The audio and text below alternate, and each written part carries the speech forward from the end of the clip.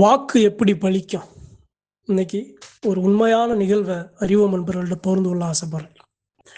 எல்லாரும் சொல்லுவாங்க, ஒரு சொல்லு வெல்லும், ஒரு சொல்லு கொல்லும்.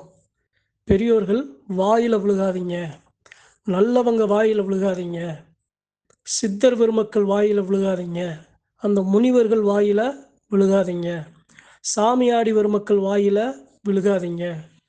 ஏன்? எதுக்கு? இது சொல்ல காரணம் என்ன அப்படின்னா, அவர்களுடைய வாக்கு அங்கே வெல்லும்.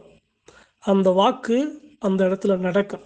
அதைத்தான் இன்னைக்கு நான் அறிஞ்ச ஒரு உண்மையான நிகழ்வை அன்றைய காலங்களில், அதாவது ஒரு சொல்லுக்கு எப்படி சக்தி இருக்குது, நாம் பேசுகிற பேச்சு, ஒரு சொல்லு, திட்டு அதுக்கு எப்படி சக்தி இருக்குது அப்படிங்கிறத இந்த பதிவு உங்களுக்கு நினைவூட்டும். இது ஏன் அப்படின்னா, பெரியோர்கள்ட்ட இது மாதிரி பெருமக்கள்கிட்ட இருந்து நாம் இப்படி ஒரு வாக்கு வாங்கிடக்கூடாது, நாம் ஒரு சொல்லுக்கு ஆளாயிடக்கூடாதுங்கிறதுக்காகத்தான் இன்னைக்கு இந்த பதிவை அறிவோம் நண்பர்கள்ட்ட பகிர்ந்து கொள்ள ஆசைப்படுறேன். அதாவது ஒரு சாதாரண மனுஷனோட சொல்லு எப்படி பலிக்குது, சாமியாடியை விட்டுருங்க, ஆனால் ஒரு சாதாரண மனுஷன் ஏன் பலிக்குது, அவன் சொன்ன சொல்லு எப்படி பலிக்குது, அப்போ அவன் எப்படி இருந்திருக்கான், அவன் சொன்ன சொல்லு பலிக்குது அப்படின்னா அவன் எப்படி இருந்திருக்கான், அவன் எப்படி வாழ்ந்திருக்கான், ஏன் அவன் சொல்லு மட்டும் பலிக்குது, ஏன் சொல்லு பலிக்கலை அப்படிங்கிறத இந்த பதிவு உங்களுக்கு அழகா எடுத்து சொல்லும். இது முன்னோர்கள் காலத்தில் நடந்தது, இப்போ இல்லை. முன்னோர்கள் காலத்தில் ஒரு குடும்பம், கூட்டு குடும்பம் அப்படின்னா 10 பிள்ளை, 12 பிள்ளை, 15 பிள்ளை வரைய பெற்று ஒரே வீட்டில் எல்லா மக்களையும், எல்லா மருமக்கமார்களையும், எல்லா பேரன் பேத்திகளை எல்லாரும் கஷ்டத்தோட கஷ்டமாக எல்லாரும் வாழ்ந்து வந்த குடும்பம். ஒரு அடுப்பு தான் எரியும், அந்த ஒரு சட்டி சோறு தான் எல்லாருக்கும், தனித்தனி அடுப்பு கிடையாது. 10 குடும்பம் 15 குடும்பம் இருந்தாலும் அந்த ஒரு சட்டி சோறு அதுதான். அதைத்தான் கூழாக இருந்தாலும், கஞ்சியாக இருந்தாலும், சோறாக இருந்தாலும் பகிர்ந்து எல்லாரும் சாப்பிட்டு வர்றாங்க. அந்த 15 குடும்பத்தை வழி நடத்துகிற அந்த தாய் தந்தையர் எப்படி இருப்பாங்க? ஒரு ஒரு 15 குடும்பத்தையும் ஒரு குடும்பமாக, கூட்டு குடும்பமாக, தனக்கு வர்ற வருமானத்தில் அந்த கஷ்டத்துலையும் எல்லாத்தையும் ஒன்றா எல்லா மக்களையும் எப்படி வழி நடத்தி வந்திருப்பாங்க, எப்படி அன்பை பண்பை பாசமாக காட்டியிருப்பாங்க. அன்பு பண்பு பாசம் காட்டலை அப்படின்னா அந்த 15 குடும்பமும் ஒரு இடத்துல நிற்குமா?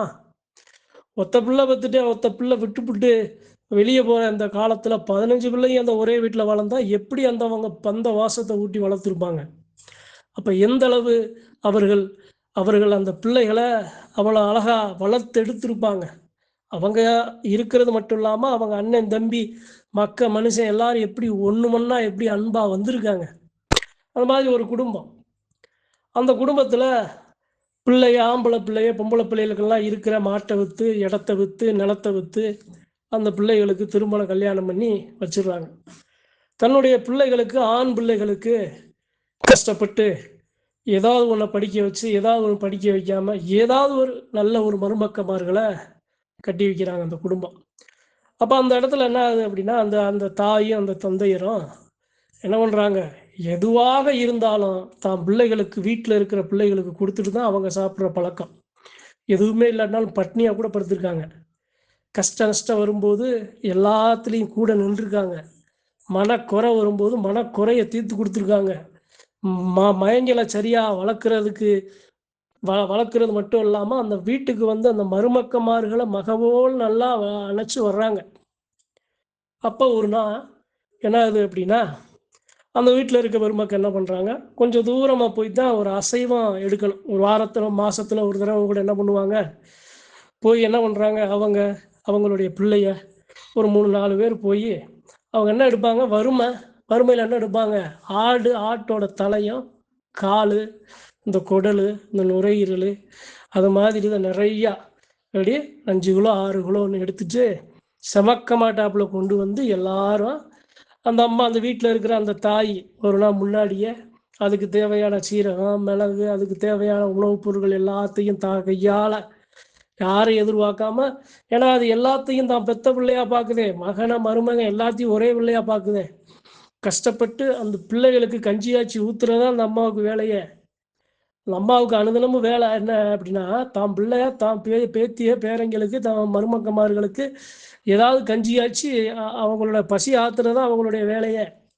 அப்போ அவங்க என்ன பண்ணுறாங்க, நல்லா போய் எடுத்துகிட்டு வந்து மாதத்தில் ஒரு தடவை இது மாதிரி ஆட்டு தலை கால் இந்த குடல் இதெல்லாம் சமைச்சு நல்லா சாப்பிட விட்டுருக்காங்க. அழகு பார்க்குறாங்க, நல்லா வளர்த்து வர்றாங்க.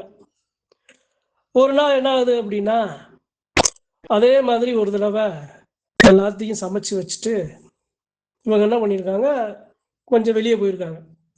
அப்போ வெளியே போயிட்டு வரும்போது அந்த இடத்துல ஒரு மருமக. இந்த இடத்த அறிவு நண்பர்கள் ரொம்ப கவனிக்கணும், நல்லா கவனிக்கணும். அந்த மருமக என்ன பண்ணுது அப்படின்னா, அந்த அம்மா வருது, களைப்பில் வருது, எல்லாத்தையும் வழி அணைச்சி கொண்டணைச்சி பொம்பளை பிள்ளை ஆம்பளை பிள்ளை மருமக்கமார் எல்லாத்தையும் அதுக வயிற்றை நெப்பி அதில் மகிழ்ச்சி அடைஞ்சு பசியோட பல இரவுகள் தூங்கின அந்த தாய் வெளியே வருது, கலப்பாக வருது.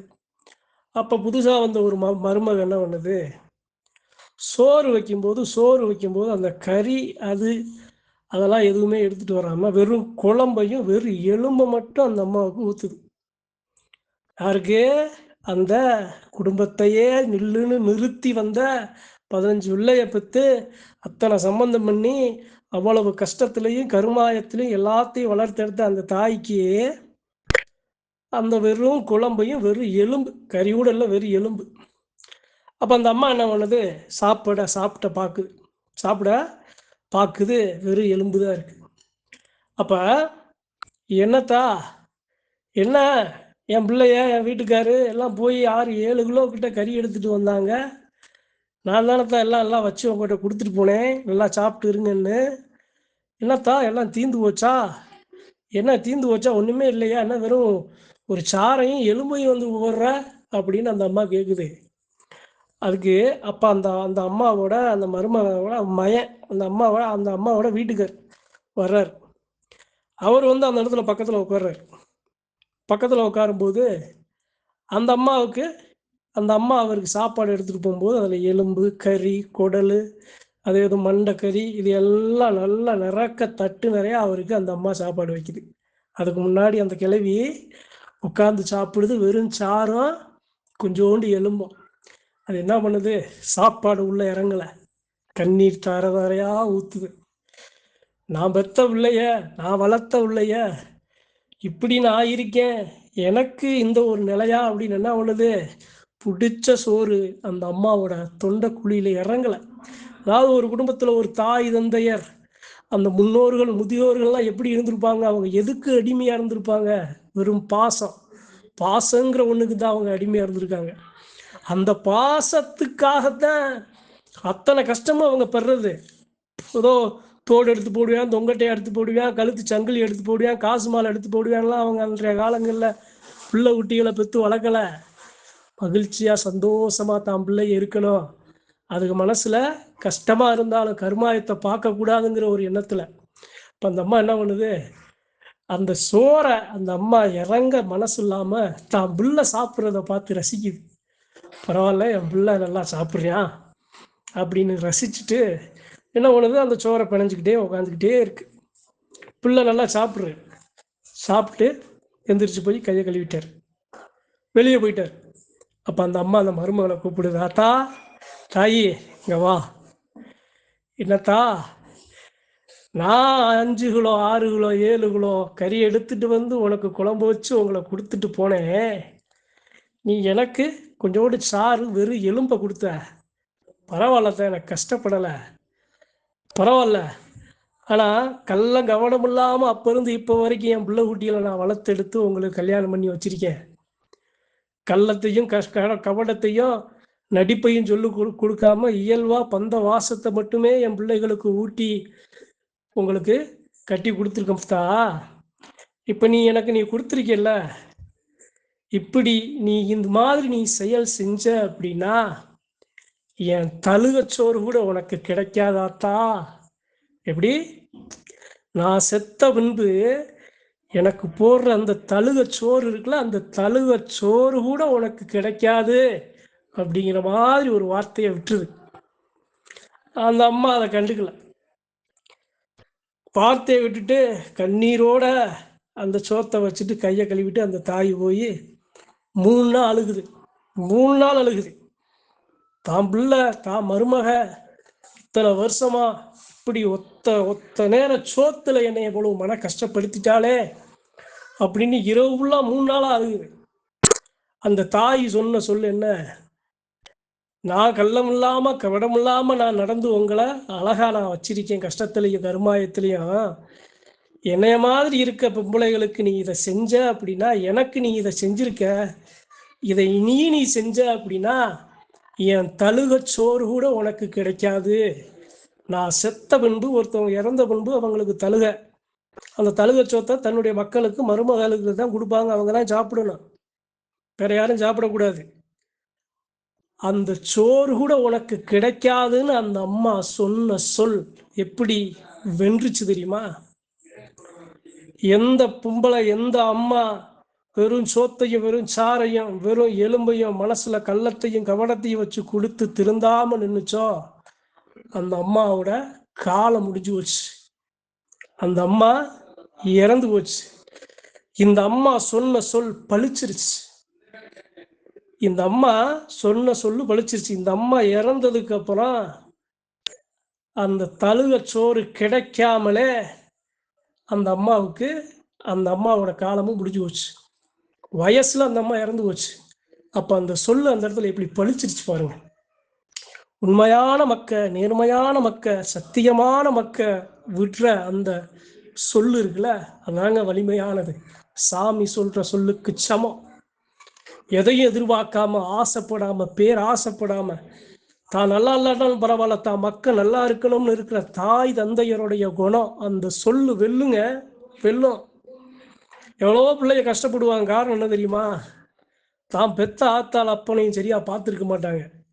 தான் பெத்த ஆத்தாட்டையும் அப்பட்டையும் நிறைய பேச்சு வார்த்தைகளை, இது மாதிரி வார்த்தைகளை வாங்கினதுனால அது சாபமா மாறி அவங்க காலத்துக்கும் பிள்ளை தலைமுறைக்கு அந்த கஷ்டம் தொடரும். அப்ப அந்த அம்மா சொன்ன சொல் என்ன, இது மாதிரி நீ நடந்தா என் தழுகச்சோறு கூட உனக்கு கிடைக்காதுன்னு சொன்ன சொல் பழிச்சதுனால இந்த தழுகச்சோறு அந்த அம்மாவுக்கு கிடைக்கல. அந்த பெண்மணியோட காலமும் முடிஞ்சு போச்சு, கோராயுசா முடிஞ்சு போச்சு. சொன்ன சொல்லு பழிச்சிருச்சு. இதான் வாக்கு, சாதாரண மனுஷனோட வாக்கு, சத்தியமான மக்களோட வாக்கு, சாமி வாக்குக்கு சமங்கிறதுனால நாம இது மாதிரி சொல்ல யாருக்கிட்டையும் வாங்கிடக்கூடாதுங்கிறதுக்காகத்தான் இன்னைக்கு இந்த பதிவு. நன்றி, வணக்கம். மற்றும் ஒரு பதிவில் சந்திப்போம்.